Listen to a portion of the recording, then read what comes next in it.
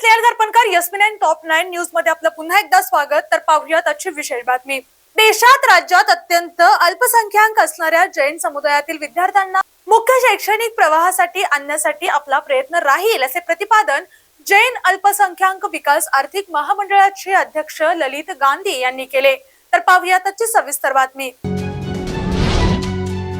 जिल्हाधिकारी कार्यालयात त्यांच्या अध्यक्षतेखाली जैन समुदायाच्या विविध प्रश्नांच्या अनुषंगाने आज आढावा बैठक आयोजित करण्यात आली होती। ते पुढे म्हणाले, राज्यातील 8 जिल्ह्यात केंद्र व राज्य शासनाच्या सहकार्याने जैन मुला-मुलींचे प्रत्येकी एक याप्रमाणे 16 वसतिगृह उभारण्यात येणार आहेत।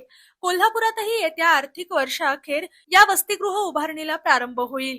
त्यासाठी जिल्हा प्रशासनाने 2 एकर जागा मागितली आहे, जेणेकरून जैन समुदायातील मुलांना मुख्य शैक्षणिक प्रवाहात आणण्यासाठी मदत होईल।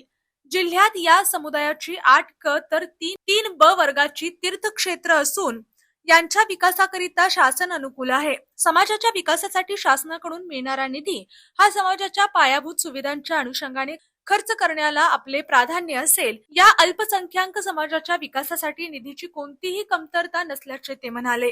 जिल्हाधिकारी डॉक्टर राठोड म्हणाले, जैन समुदायाच्या विकास विषयक कामांचे प्रस्ताव जिल्हा प्रशासनाकडून राज्य शासनाकडे सादर करण्यात येतील। जिल्ह्यात ज्या गावात जैन समुदायाच्या लोकांची संख्या जास्त आहे त्या ठिकाणी पोलीस विभागाने शांतता कमिटीत जैन समुदायातील लोकांना स्थान द्यावे। त्याचबरोबर तीर्थक्षेत्र विकास निधीतून स्थानिक तीर्थक्षेत्रामध्ये लोकोपयोगी कामे करण्याला जिल्हा प्रशासनाचे प्राधान्य असेल। जिल्हा परिषद मुख्य कार्यकारी अधिकारी डॉक्टर जास्मिन यांनी जैन समुदायासाठी महिला व बाल विकास विभागातर्फे राबवण्यात आलेल्या विविध योजनांची माहिती यावेळी दिली।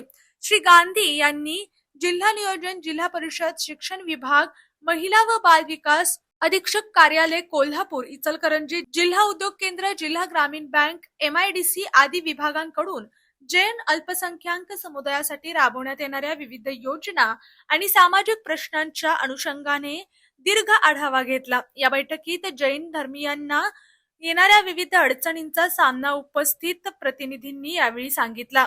या प्रसंगी जिल्हा नियोजन अधिकारी विक्रम देशमुख, मनपा शहर अभियंता रमेश मस्कर, जिल्हा अग्रणी बँकेचे व्यवस्थापक मंगेश पवार, सहाय्यक पोलीस निरीक्षक स्वाती यादव, जिल्हा अल्पसंख्याक अधिकारी योगेश कुंभार यांच्यासह जिल्ह्यातील इतर जैन समाज प्रतिनिधी मोठ्या संख्येने उपस्थित होते। राज्यपाल जिष्णुदेव वर्मा यांच्या पुढाकाराने आयोजित टीबी मुक्त मुंबई अभियानाअंतर्गत आज चेंबूर मुंबई येथील श्री नारायण गुरु महाविद्यालय येथून राष्ट्रीय सेवा योजनेतील शेकडो स्वयंसेविकांची जनजागृती फेरी काढण्यात आली। तर पाहूयात आजची सविस्तर बातमी।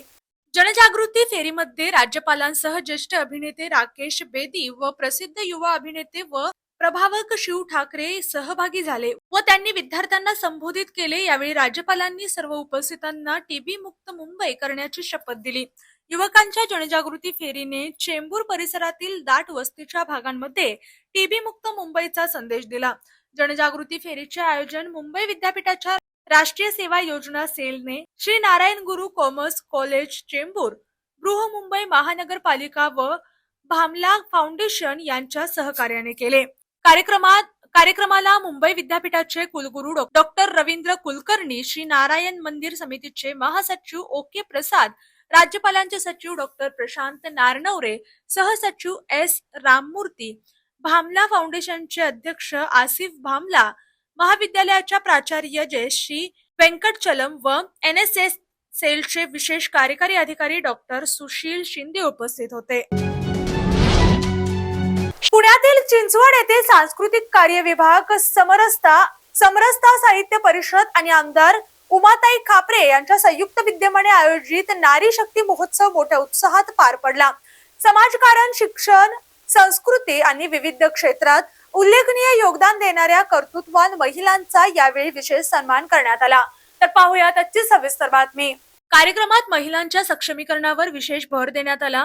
पुण्यश्लोक अहिल्यादेवी होळकर यांच्या कार्याचा आदर्श समाजासमोर ठेवत महिलांनी शिक्षण, नेतृत्व आणि स्वावलंबनाच्या माध्यमातून समाज परिवर्तनात महत्त्वाची भूमिका बजावली असल्याचे प्रतिपादन करण्यात आले। यावेळी राज्य शासनाच्या मोफत व्यावसायिक शिक्षण उपक्रम तसेच मुख्यमंत्री माझी लाडकी बहीण योजना यांच्यामुळे महिलांना आर्थिकदृष्ट्या सक्षम होण्यास मदत होत असून त्या स्वावलंबनाकडे वाटचाल करत असल्याचेही नमूद करण्यात आले। या महोत्सवाचे औचित्य साधून आमदार उमाताई खापरे यांनी ॲडव्होकेट मोरेश्वर शेडगे यांना वाढदिवसानिमित्त शुभेच्छा देण्यात आल्या।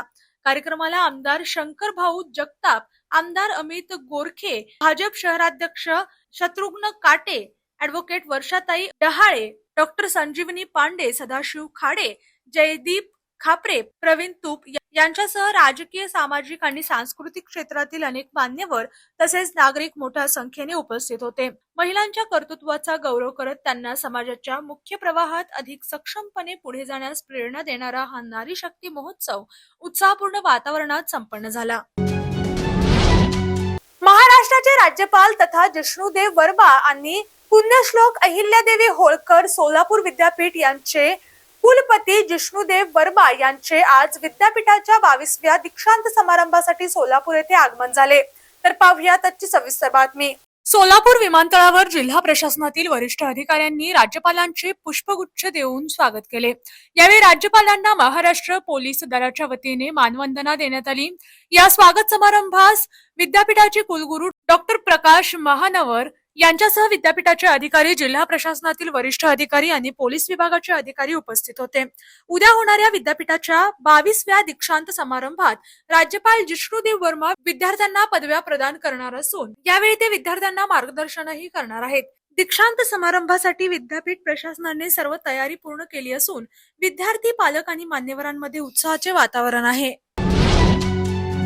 MIT ADT युनिव्हर्सिटीच्या स्कूल ऑफ वैदिक सायन्सने ज्योती जोशी ज्योतिष इन्स्टिट्यूट इंडिया यांच्यासोबत सामंजस्य करार करून वैदिक ज्ञानाच्या संवर्धन आणि प्रसाराच्या दिशेने महत्त्वपूर्ण पाऊल उचलले आहे।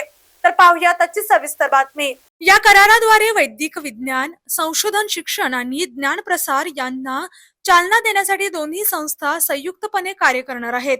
शैक्षणिक उत्कृष्टता, संशोधनातील नवकल्पना आणि उद्योग शैक्षणिक क्षेत्रातील प्रभावी सहकार्य वाढवण्यावर या भागीदारीचा विशेष भर असेल।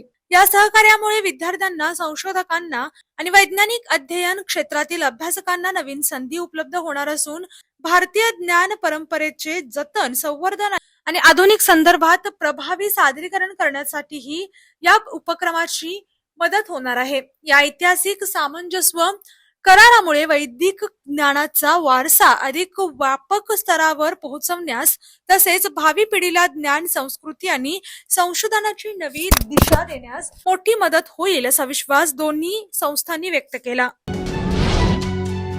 ताज प्रेसिडेंट कप परेड मुंबई येथे आयोजित नवभारत हेल्थ केअर समिती अँड अवॉर्ड्स 2026 या प्रतिष्ठित कार्यक्रमात उपस्थित राहून महाराष्ट्राचे आरोग्य मंत्री प्रकाश आंबेडकर यांनी आरोग्य क्षेत्रातील तज्ञ डॉक्टर, संशोधक आणि विविध मान्यवरांशी संवाद साधला।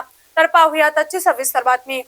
यावेळी योग्य सेवेमध्ये उल्लेखनीय व उत्कृष्ट कार्य करणाऱ्या विजेत्यांचा सन्मान चिन्ह देऊन गौरव करण्यात आला। या कार्यक्रमात आरोग्य क्षेत्रातील नवकल्पना, गुणवत्तापूर्वक आरोग्य सेवा, वैद्यकीय संशोधन आणि समाज हितासाठी केलेल्या योगदानाचा गौरव करण्यात आला।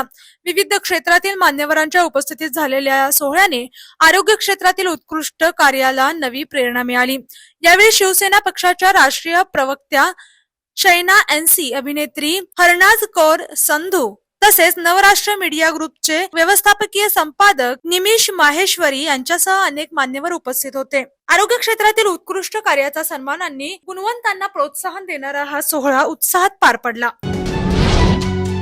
तासगाव आणि कवठे महाकाळ तालुक्यातील जलजीवन मिशन अंतर्गत सुरू असलेल्या 55 गावांच्या पाणीपुरवठा योजनाच्या रिवाइज्ड एस्टिमेटला मंजुरी देण्यात आली असून रखडलेल्या कामांना नव्याने गती मिळणार आहे। तर पाहूया त्याची सविस्तर बातमी। आज मंत्रालयात राज्याचे पाणीपुरवठा मंत्री गुलाबराव पाटील यांच्या उपस्थितीत तासगाव कवठे महाकाळ मतदारसंघातील जलजीवन मिशनच्या कामांचा आढावा घेण्यात आला। बैठकीत तासगाव तालुक्यातील 26 गावे आणि कवठे महाकाळ तालुक्यातील 29 गावे अशा एकूण 55 गावांमध्ये 100% काम पूर्ण झाल्याची माहिती सादर करण्यात आली।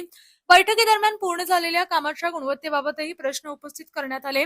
नागरिकांना दर्जेदार आणि शाश्वत पाणीपुरवठा मिळावा यासाठी कामाच्या गुणवत्तेवर विशेष लक्ष देण्याच्या सूचना देण्यात आल्या। नव्याने मंजूर झालेल्या आर्थिक तरतुदींच्या माध्यमातून मतदारसंघातील अपूर्ण आणि रखडलेल्या कामांना तातडीने गती देण्याचे निर्देश देण्यात आले। तसेच विलंब होत असलेल्या कामांबाबत संबंधित अधिकाऱ्यांना कठोर सूचना देत नियोजित वेळेत कामे पूर्ण करण्याचे आदेश पाणीपुरवठा मंत्री गुलाबराव पाटील यांनी दिले। या निर्णयामुळे तासगाव आणि कवठे महाकाळ तालुक्यातील जलजीवन मिशनची प्रलंबित कामे वेगाने पूर्ण होण्याची अपेक्षा व्यक्त केली जात आहे। आंतरराष्ट्रीय व्याघ्र दिन 2026 निमित्त नागपूर येथे आयोजित विशेष कार्यक्रमात महाराष्ट्राचे मुख्यमंत्री देवेंद्र फडणवीस प्रमुख उपस्थित होते। यावेळी व्याघ्र संवर्धन, आधुनिक तंत्रज्ञानाचा वापर आणि मानव वन्यजीव संघर्ष कमी करण्यासाठी राज्य सरकारच्या विविध उपक्रमांची माहिती देण्यात आली। तर पाहूया त्याची सविस्तर बातमी।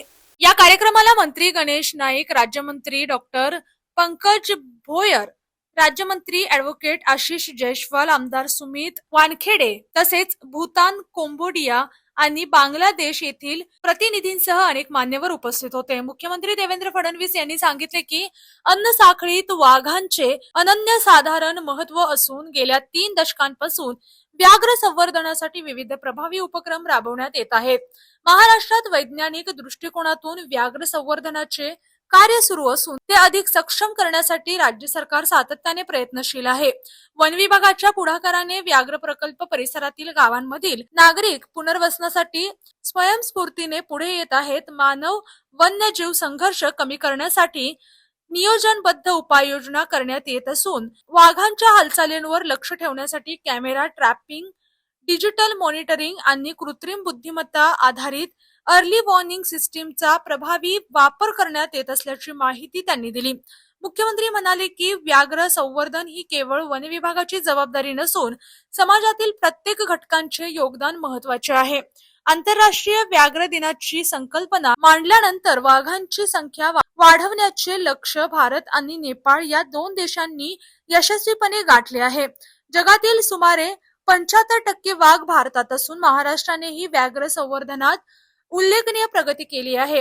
व्याघ्र संवर्धनासाठी राज्य सरकारने पंचसूत्री धोरण आखले असून त्यामध्ये मानव वन्यजीव संघर्ष कमी करणे, व्याघ्र अधिवास हरित उपजीविका अभियान राबवणे, CSR निधीच्या माध्यमातून संवर्धनाला चालना देणे, शाश्वत पर्यटन धोरण विकसित करणे आणि पर्यटनातून वन संवर्धनासाठी आवश्यक निधी उपलब्ध करणे याचा समावेश आहे। व्याघ्र संवर्धनासाठी आधुनिक तंत्रज्ञान, लोकसहभाग आणि शाश्वत विकासाचा समन्वय साधत महाराष्ट्र देशातील अग्रगण्य राज्य म्हणून पुढे जात असल्याचा विश्वास मुख्यमंत्री देवेंद्र फडणवीस यांनी व्यक्त केला।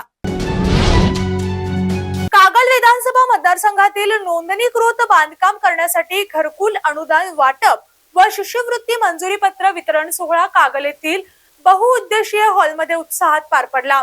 तर पाहूया त्याची सविस्तर बातमी। महाराष्ट्राचे दिवंगत उपमुख्यमंत्री अजित पवार यांच्या जयंतीनिमित्त तसेच मुख्यमंत्री देवेंद्र फडणवीस यांच्या वाढदिवसानिमित्त या कार्यक्रमाचे आयोजन करण्यात आले।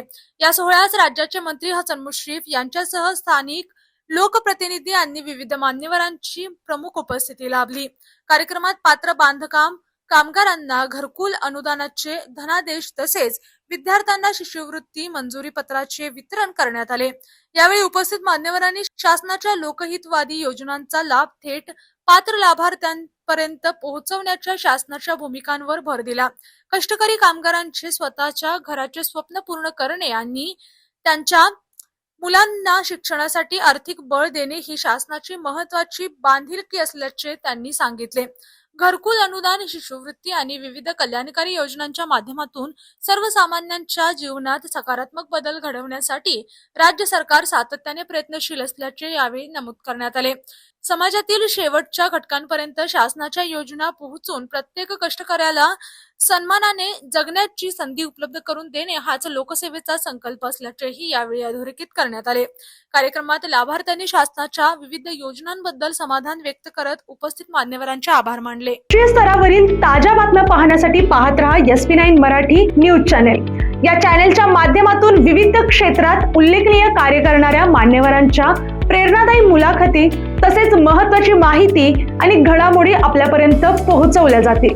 अशा नवीन बातम्या आणि माहिती मिळवण्यासाठी चॅनलला लाईक करा, शेअर करा आणि हो, सबस्क्राईब करायला विसरू नका। पाहत रहा SP9 Marathi, your time your news. धन्यवाद।